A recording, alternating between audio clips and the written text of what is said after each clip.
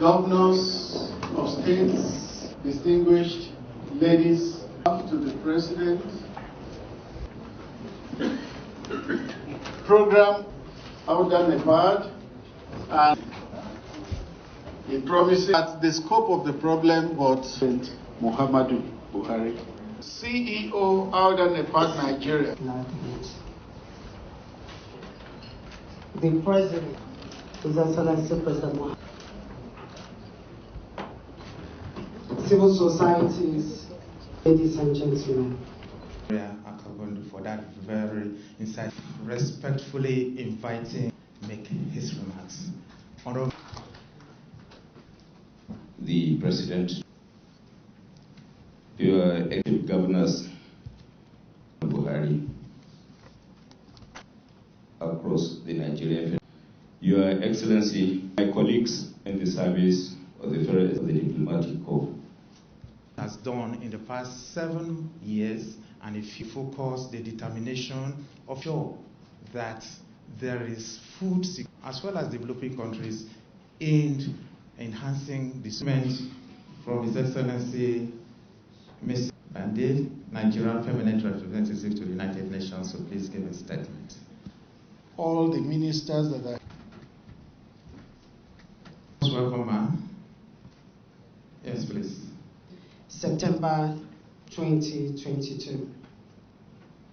It is a continuation of the advocacy on good governance that started in 2017 and was adopted by the Forum in 2018 as an annual event with the objective to promote peer-to-peer learning for best practices and strengthen partnership for good governance.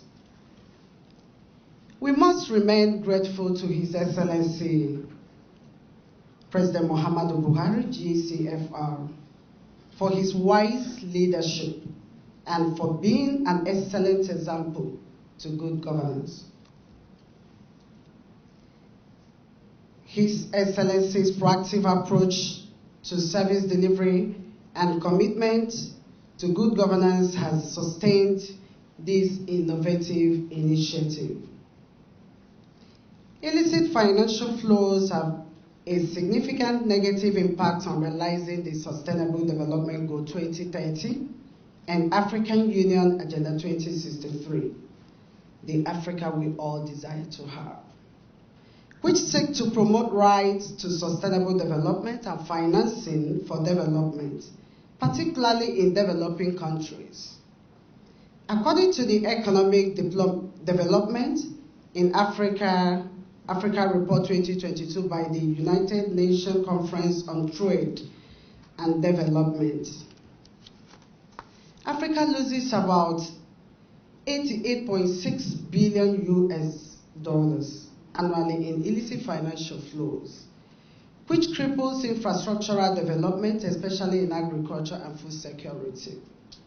Hence the need to combat illicit financial flows, recognizing that combating illicit financial flows is an essential development challenge. The United Nations passed a resolution adopted by the 75th United Nations General Assembly in December 2020 on the promotion of international cooperations to combat illicit financial flows and strengthen good practices on asset returns to foster sustainable development. Recently, the global food systems have been affected by population growth, unavailability and inaccessibility of arable land, poor water resources management, climate change, loss of biodiversity, conflicts, and above all, COVID-19 pandemic. This factor triggers food insecurity, which calls for urgent attention. The prevailing global issues on food security response, combating illicit financial flows, and securing asset returns for sustainable development are of great concern. In recognition of the need to address these challenges, African leaders have declared 2022 as the year of strengthening resilience in nutrition and food security on the African continent. All of these cannot be achieved without adequate financing. The government of Nigeria, however, is doing her best to reduce poverty in the country, but with a population of more than 200 million people, and over 60% of this falls within the youth bracket, there are tendencies of communities to be exposed to insecurity, restiveness, trafficking, migration, malnutrition, among others. Therefore, there is the need to put deliberate measures in place to forestall their occurrences. In my view, if Africa's population and land space are credibly and productively harnessed, will not only address these challenges, but will be a turnaround for world economic boost and sustainable development. Your Excellencies, very respected distinguished participants, recall that under the government of His Excellency President Muhammadu Buhari, GCFR, Nigeria committed 4 million hectares towards the restoration of degraded lands of the Afri 100 initiative, of which the ongoing smallholder farmers project is poised to restoring 1 million hectares. The aggressive revolutionary agricultural policy of His Excellency President Muhammadu Buhari-led government has yielded great results in Nigeria's food systems through various interventions and reforms which help in strengthening smallholder farmers, among others. The small farmers significantly contribute to global food and sustainable development. About 500 million small farmers produce more than 80% of the food consumed in large parts of the developing world, thereby contributing to food security and poverty reduction. Hence the call for global financing and returns of illicit funds to strengthen the food responses in line with African Union Comprehensive Africa Agricultural Development Program cadre. In conclusion, my utmost respect and unreserved appreciation goes to His Excellency President Muhammadu Buhari, GCFR, and his Executive Council, who has continually granted us the support and necessary guidance to carry out this great task since its inception. In realization of the best practices and good governance, I greatly commend the Executive Chairman of EFCC and all anti-corruption agencies who have jointly advocated with us in this particular assignment. While looking forward to a better future, Africa remains the next destination toward economic boost. We stop illicit flow and we build resilience, support smallholder farmers for sustainable development. Build Africa, build the world. I thank you for your kind attention. Once again, you're welcome. President Muhammadu Buhari, GCFR, Commander-in-Chief of the Armed Forces, Federal Republic of Nigeria, heads of states, dignitaries, and other personalities to this higher-level side event with the theme, Food Security Response, Combating Illicit Financial Flows and Securing Asset Returns and Sustainable Development. Excellencies, ladies and gentlemen, it is indeed a great honor for Nigeria to host this event together with other countries and international partners.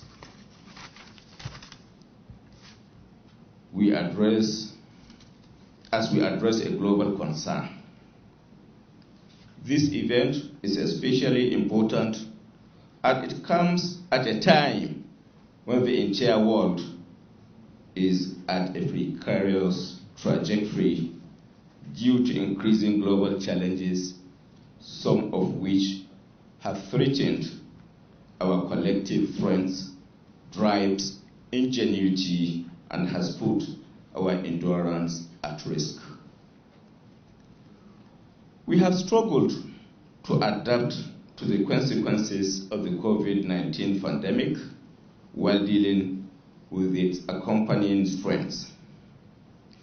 the crisis in Ukraine has continued to exacerbate challenges to world peace posed by starvation, malnutrition, diseases, climate change, as well as onslaught of terrorism and criminality, which continue to contribute to a worsening global economy.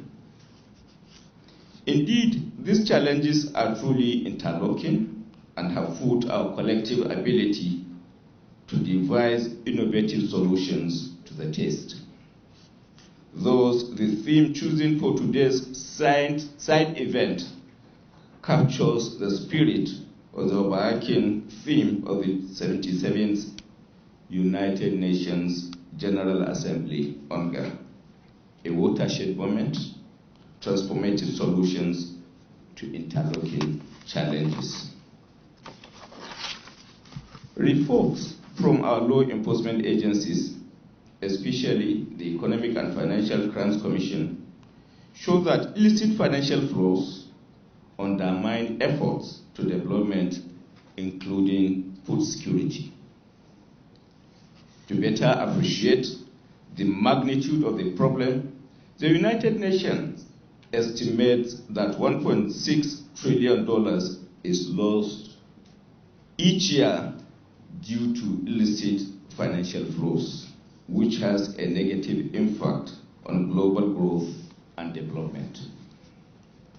We may recall that in response to the threats posed by illicit financial flows, the United Nations General Assembly, since its 72nd session, has placed the promotion of international cooperation to combat illicit financial flows and strengthen good practices on asset return to foster sustainable development on its agenda item 16D.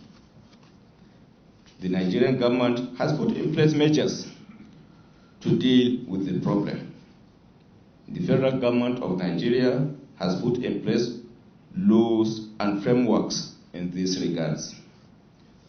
Just this year, Mr. President has signed the Money Laundering Prevention and Prohibition Act 2022, the Proceeds of Crimes Act, just to mention a few.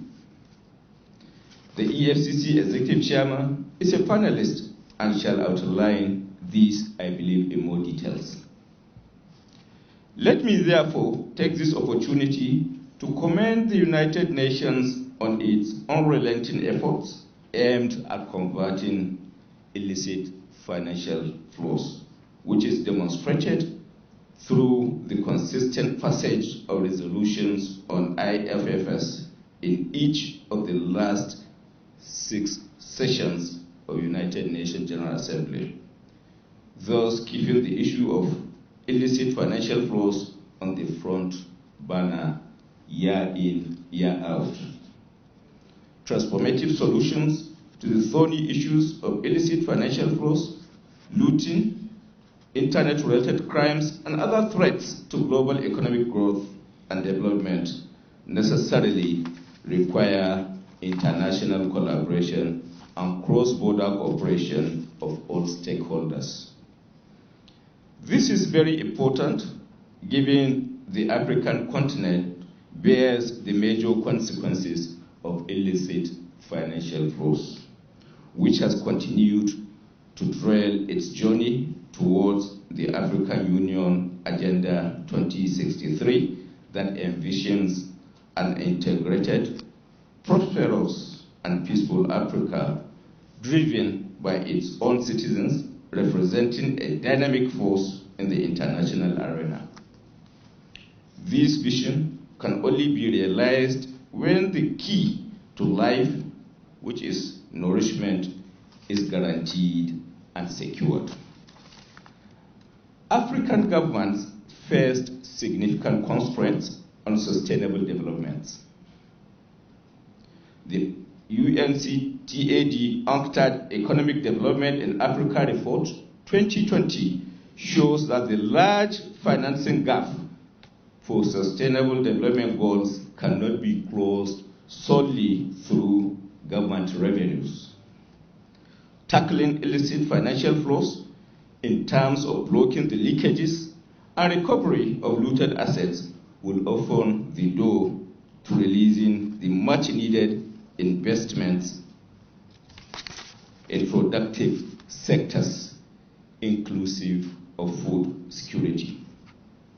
Thus, food security response was placed on top of Africa's 2022 agenda to align with the Global Sustainable Development Goal to end hunger, achieve food security, and improve nutrition and promote sustainable agriculture by 2030. Nigeria has demonstrated the workability of application of looted assets for sustainable development. In 2017, when about $322 million was recovered as a looted asset from Switzerland, Mr. President has directed and indeed caused the deployment of the assets on poverty reduction, which translated to what we are seeing today in Nigeria as National Social Investment Program. The National Social Investment Program, as we know it today, is all-encompassing and indeed widely applied and applicable. National Homegrown School Feeding Program is one of it. Government Enterprise and Empowerment Program is another. Empower Job Creation and Youth Empowerment Program is equally in place. National Social Safety Net Program is equally put in place by the social investment programs of President Muhammadu Buhari.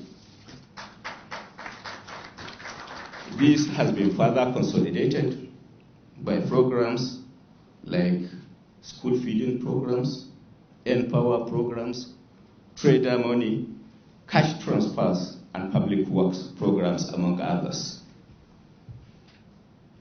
As we consider these pertinent issues here today, I urge us to make this a watershed moment for comprehensive and far-reaching solutions to the challenges facing the world in a bid to restore all our nations to the path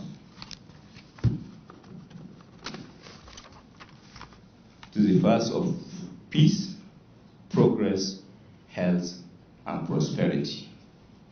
At this point, distinguished ladies and gentlemen, I must express my nostalgia for this side event being a valedictory session for His Excellency President Muhammadu Buhari, GCFR, President of the Federal Republic of Nigeria, as the African Union anti-corruption champion, and indeed indefatigable and world-renowned advocate for anti-corruption. We hope this event will be an opportunity to consolidate on the gains of His Excellency's unwavering efforts and aspirations for accountability, probity, and good governance.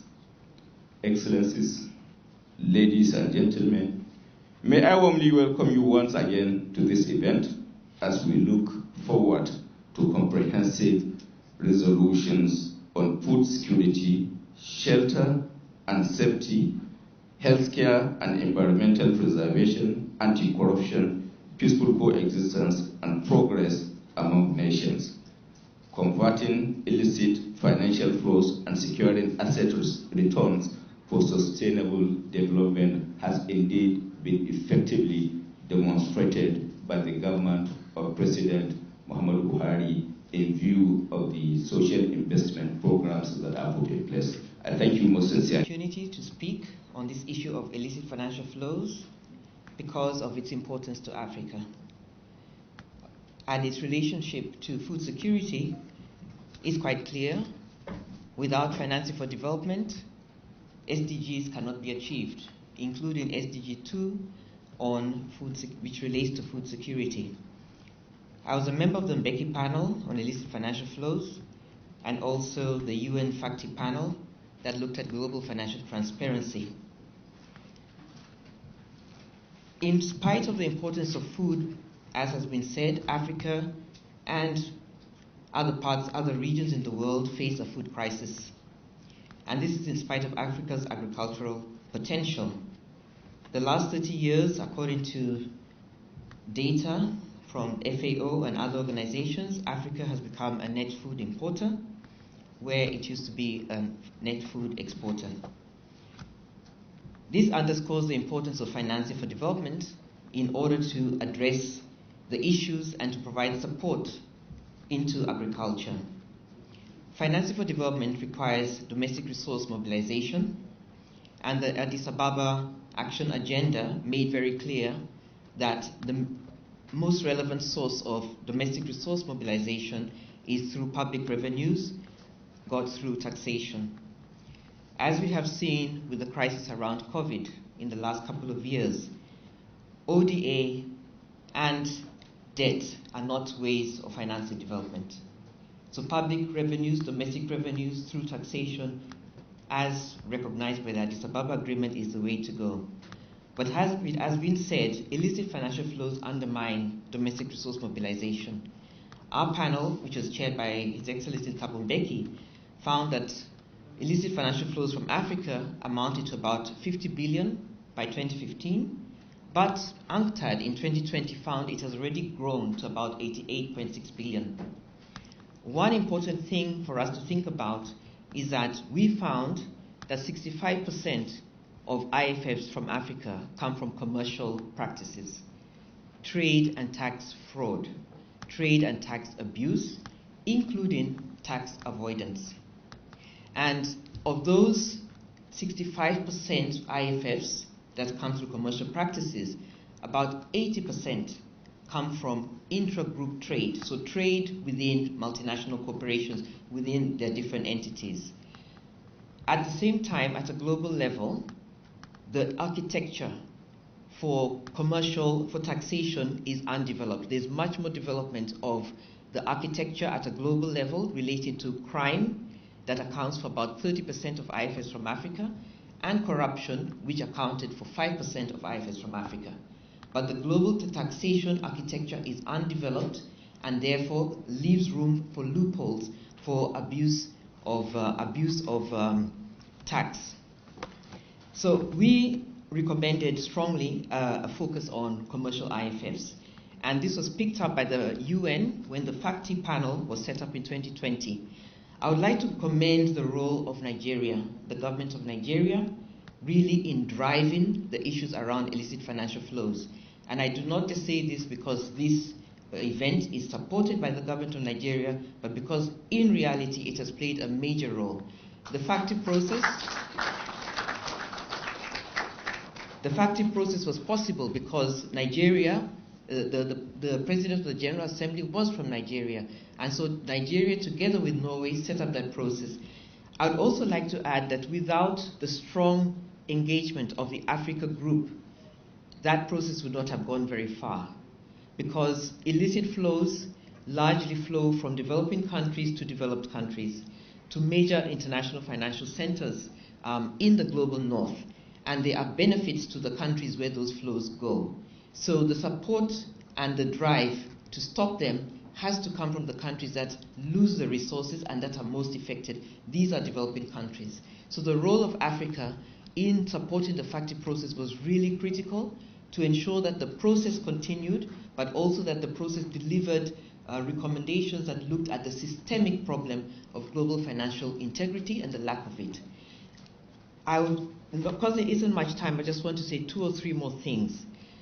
The key issues we found with the FACTI process is that there are unfair tax rules at a global level, and there's aggressive tax avoidance, and that those are the major issues driving illicit financial flows through commercial practices in trade and tax. Additionally, there are asymmetries such as exclusion from the benefits of exchange of information to developing countries. So while we have processes that allow exchange of information, developing countries are not able to access those processes in the same way as advanced countries are. There is also tax competition that has contributed to reducing contribution from multinational corporations through taxation. And we have secrecy. So the offshore system, which is responsible for loss of wealth up to $483 billion per annum in tax havens, is a major factor in illicit financial flows. And lastly, the issue of allocation of taxing rights between countries. In the current global system, advanced countries or countries which multinational corporations are headquartered in have larger taxing rights, and countries which host FDI have less taxing rights. This is a problem for many countries in Africa.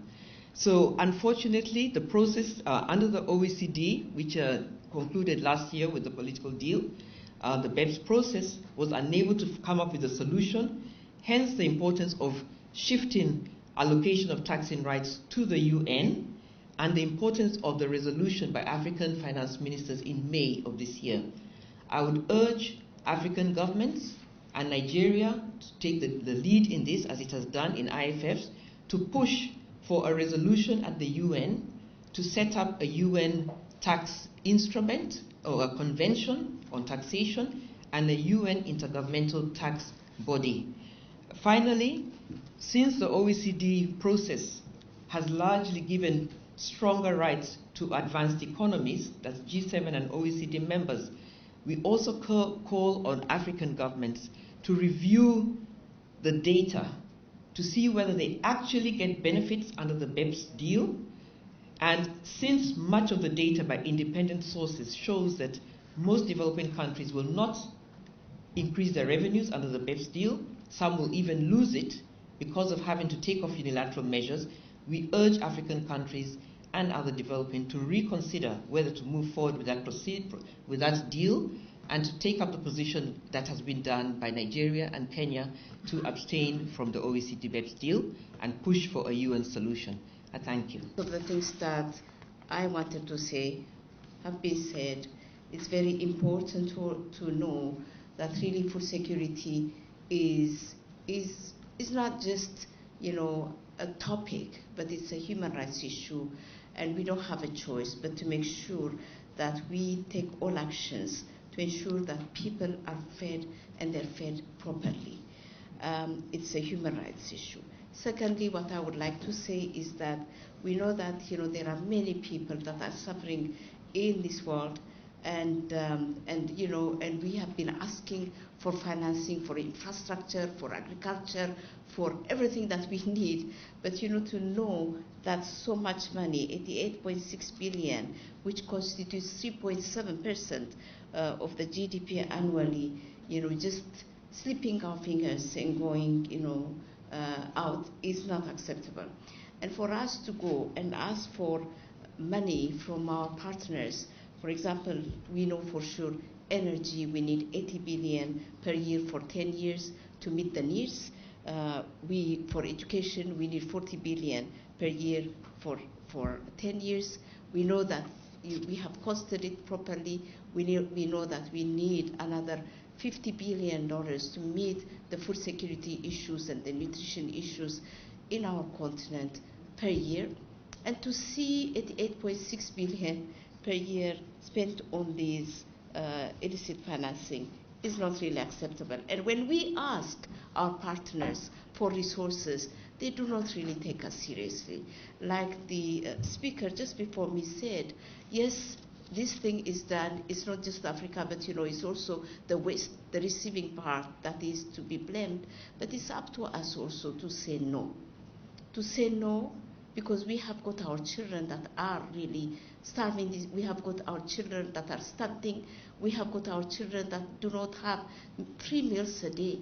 And we have, problems with education. We have problems with health. We know it. And, for us to allow this is not acceptable. Is it the government's responsibility? No, it's not only the government's responsibility, it's everybody's responsibility.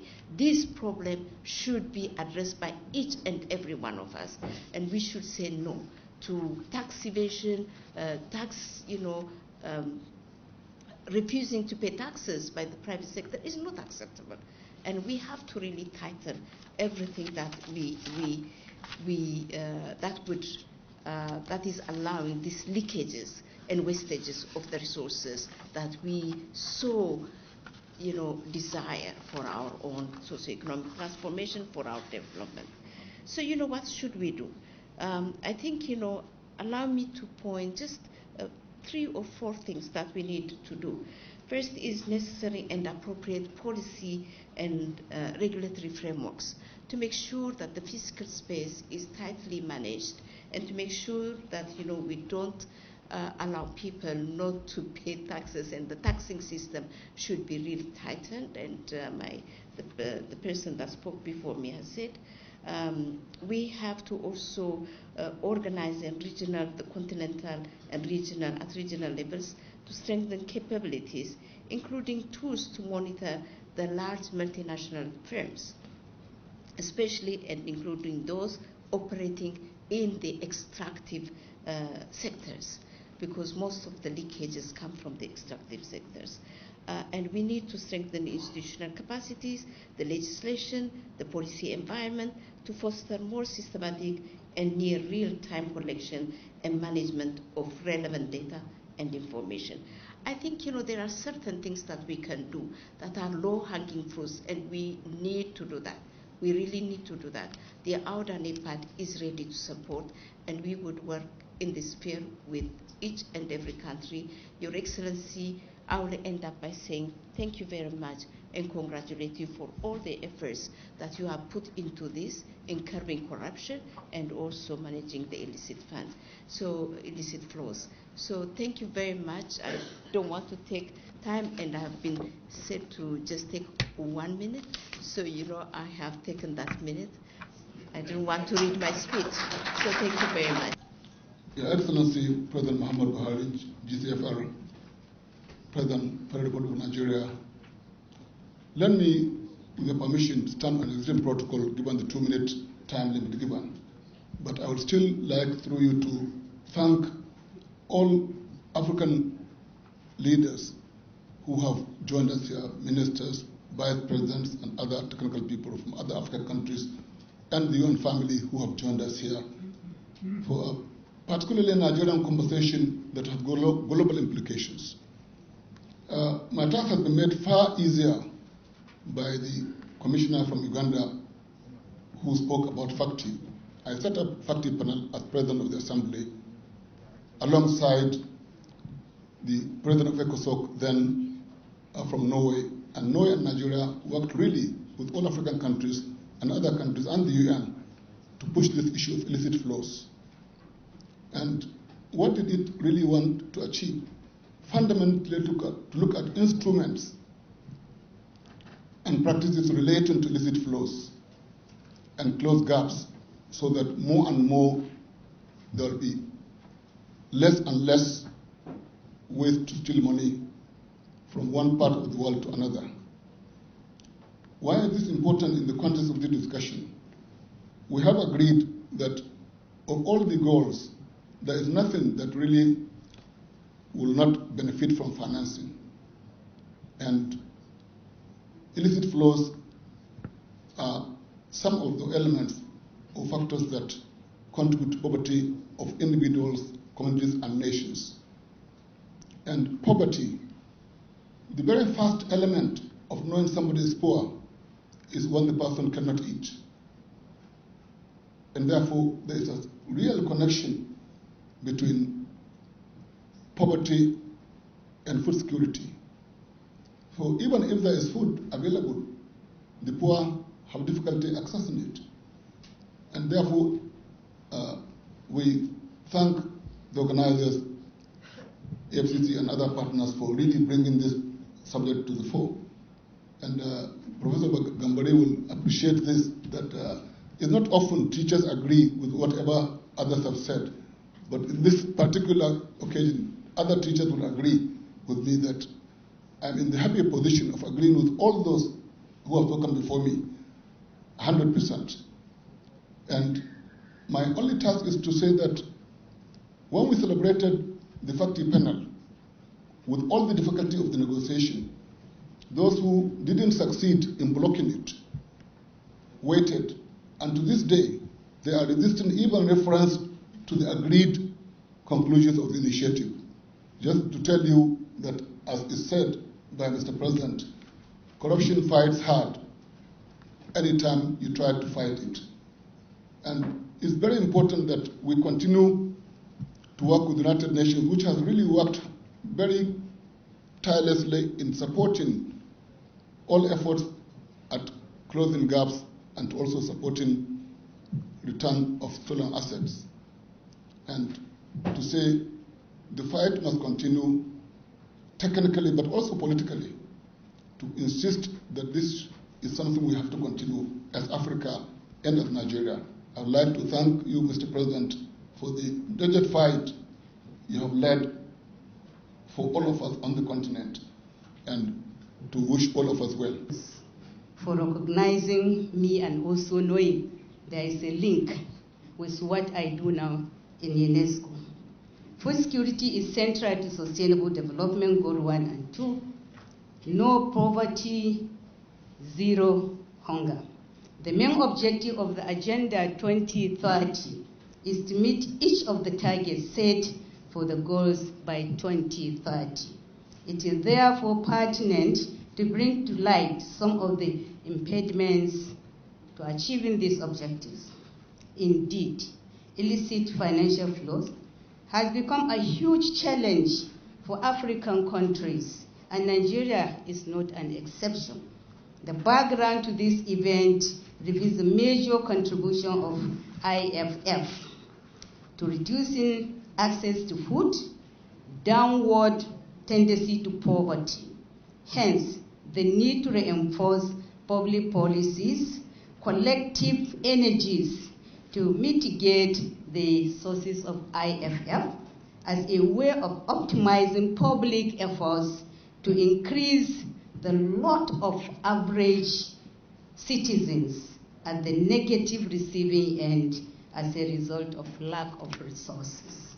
Given the array of public resolution from the perspective of NEPAD, the African Union, the United Nations, one cannot but salute the effort of the federal government of Nigeria and all stakeholders made it so far to improve policy, public response to this negative phenomenon, particularly in the African society.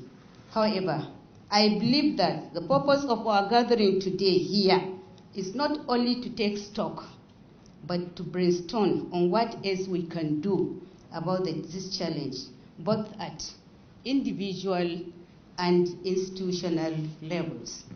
UNESCO, through many of its programs in education, social and human sciences, communication, and information, also as a United Nations specialized agency, has been in the forefront of supporting member states in bridging the gap through inclusiveness, civic education,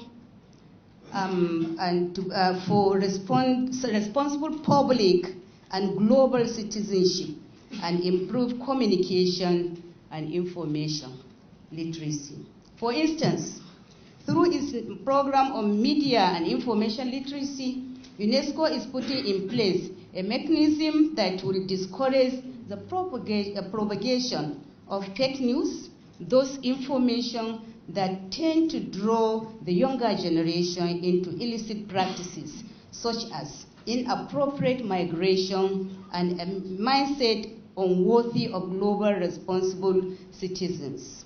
This is one aspect I will encourage us to examine as a novel solution. Let me conclude by stating that the subject before us today is multifaceted. It should therefore not be seen in silos, but as an intertwining challenge that needs coherence of multiple policy actions to solve the problem. Thank you very much for your kind attention. Why I'm standing before you is simply that I was the immediate past chairman of the panel of experts to review countries in the context of promoting good governance in Africa under NEPAD. But my task today is very simple.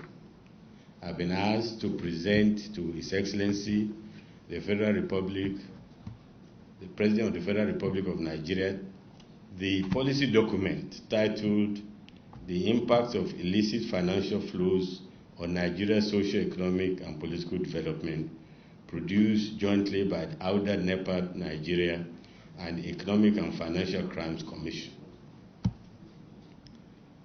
Let us cast our mind back a few years ago when, at a conference that was convened by the then British Prime Minister Cameron on corruption, he was reported to have made a comment, a very negative comment about Nigeria. Of course, the Archbishop of Canterbury, who was there, very stoutly defended Nigeria and particularly pointed to the fact that the best champion of the fight against corruption is its president, which is President Muhammadu Buhari. At the press conference shortly after that, in a meeting convened by the Commonwealth, somebody asked, Mr. President, are you going to ask Cameron for an apology for saying all complimentary things about Nigeria and his standing on corruption? And Mr. President said simply, I don't want his apology. I just want him to return all the illicit outflow of resources from Nigeria so that we can use it to promote our social economic development.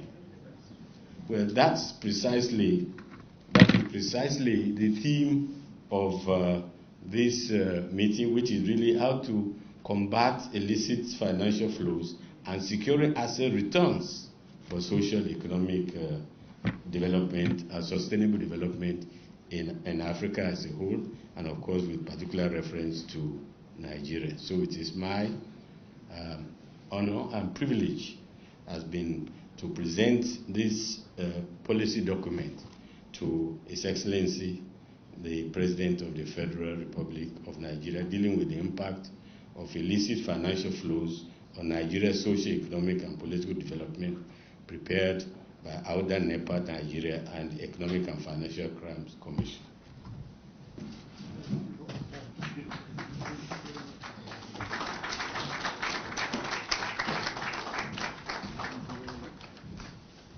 Please sit down. Thank you. Heads of distinguished guests, ladies and gentlemen, I warmly welcome all to this gathering convened on the theme Food Security Response, Combating Illicit Financial Flows, and Securing Asset Returns for Sustainable Development.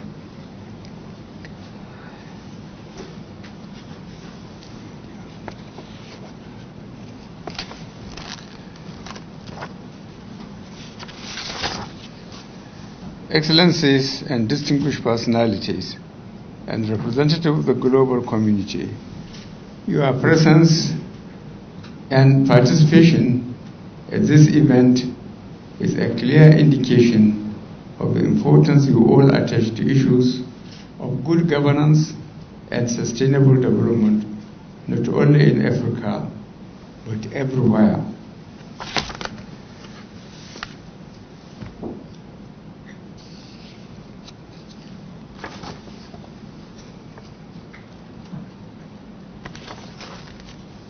The theme of this year's event cut across divergent issues stemming from world economy to geopolitics and global health crisis.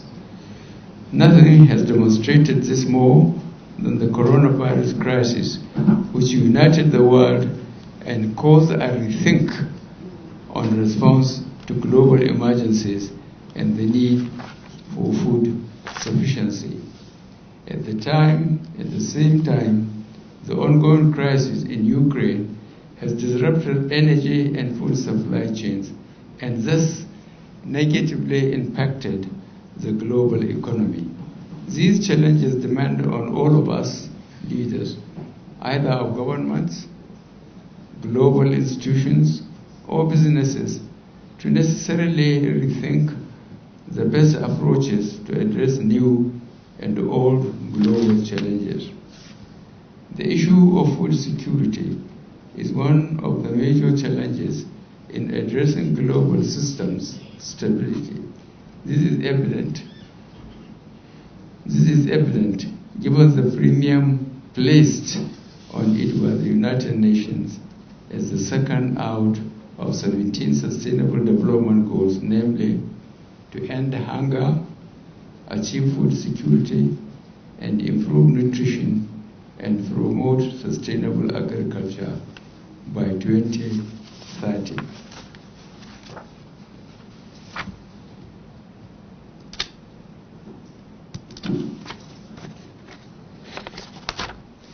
Unfortunately, despite this global commitment and determination, the world is currently facing a critical global food crisis, which the United Nations has estimated that nearly a billion people went hungry in 2021. This is a collective shame on the world's conscience. Such developments have been made worse by increased illicit financial flows arising from a combination of factors, including organized violence and conflict risks, economic downturn, natural hazards, and climatic risks, as well as worsening access to humanitarian assistance. Such an atmosphere presents criminals and their associates with opportunities to take advantage of information developments that characterize such periods of disruption and conflict. Food crisis, illicit financial flows, and asset recovery are cross-cutting issues that necessarily need to be addressed holistically, and this can only be done through the effective adoption of multilateralism as heightened in the theme of the 77th United Nations General Assembly titled A Watershed Moment, Transformative Solution to Interlocking Challenges. Your Excellencies, distinguished ladies and gentlemen, early in 2022, the African Union committed to focus on nutrition with the launch of the year theme, Strengthening Resilience in Nutrition and Food Security on the African Continent, strengthening agro-food systems, health and social protection systems for the acceleration of human, social, and economic capital development. This is in line with the continent's Agenda 2063, which has resulted in the establishment of the Comprehensive African Agricultural Development Program, whose key priority is increasing food supply, reducing hunger, and improving responses to food emergency crises. At the sub-regional level, ECOWAS states have keyed into the continental targets with a multi-stakeholder approach under the West African Food System Resilience Program. The Food Systems Resilience Program seeks to increase agricultural productivity through climate-smart agriculture, promotion of intra-regional value chains and trade, and strengthening regional capacity for agricultural risk management.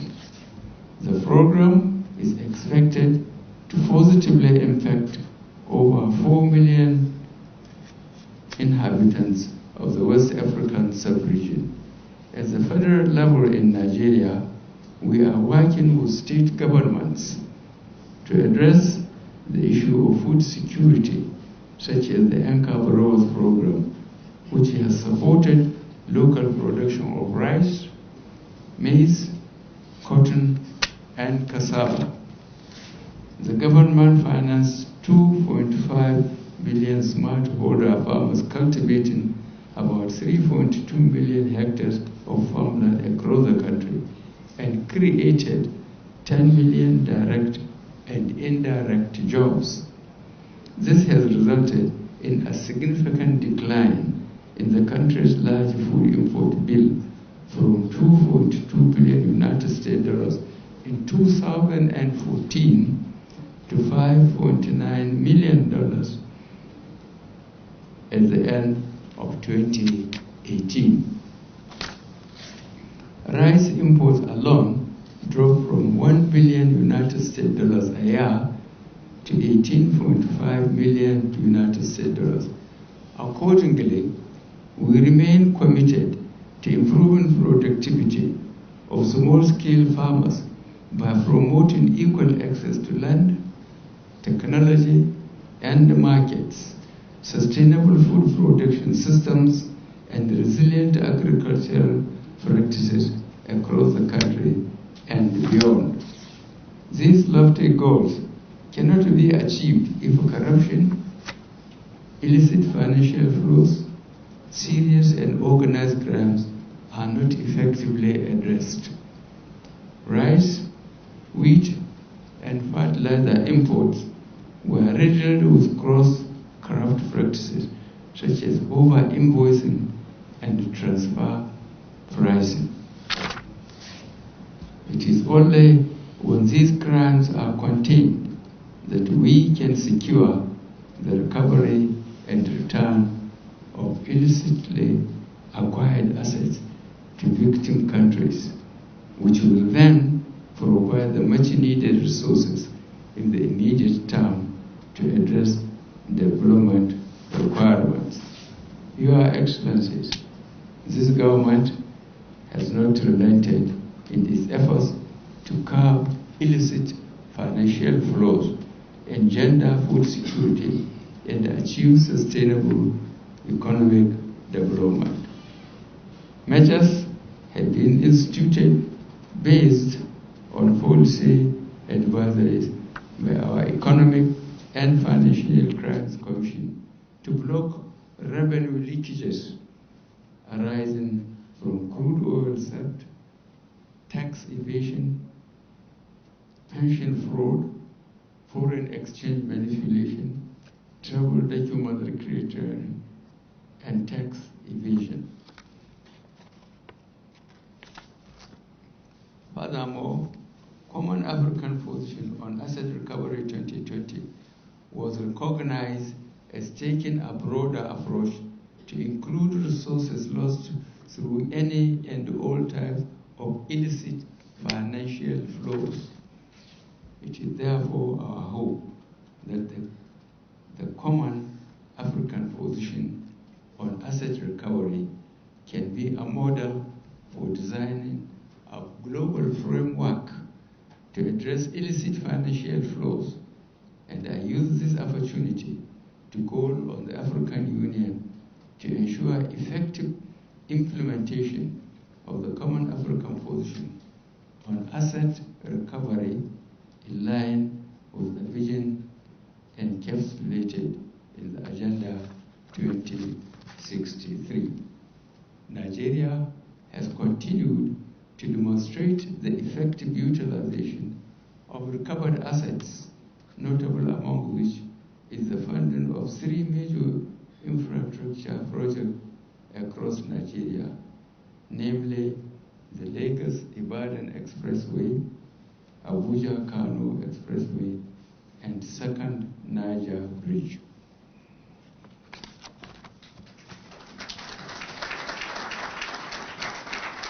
What is required at this point is the urgent need to harness national, regional, and global efforts to be sustainable through strong institutions that are run transparently and are necessarily accountable, as well as guided and backed by the rule of law. Excellencies, ladies and gentlemen, as you are all aware, this will be my last official participation at the United Nations General Assembly as President of the Federal Republic of Nigeria.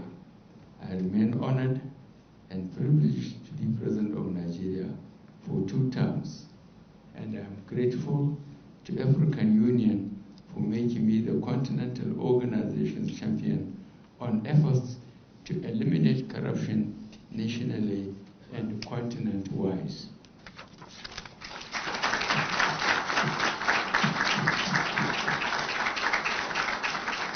Over the years, we came to the painful realization on how deeply embedded corruption has become in our countries and the continent, as well as how corrosive it can be. Corruption has dwarfed our growth and tainted our nations and the continent. Africa remains at the far end of development index, and concerted efforts made in the last few years need to be sustained, deepened by good governance and accountability that are guided by the rule of law. I have strong faith that Africa and our national governments can do this with strong, positive, and commitment to eliminating illicit financial flows. We need strong partnerships from our global partners to ensure that these efforts succeed. A developed and stable Africa will not only be a global partner for peace, but for sustainable development and progress. For our countries and continent to rise to their full potentials, African leaders must work tirelessly to get rid of corruption or by fighting it. Our national resources must not find safe havens around the world. This fight is a necessity and not a choice to give our citizens a better life through economic prosperity, social peace, and security. May I once again call on all to recall the United Nations General Assembly Social Session Against Corruption Political Declaration of June 2021 and ensure its effective implementation in the realization of our collective objective for global food security and sustainable infrastructural development and progress of our continent, so that we can take our rightful place among nations. Thank you very much for your attention. Thank you very much, sir. Thank you. The Nigeria's call to serve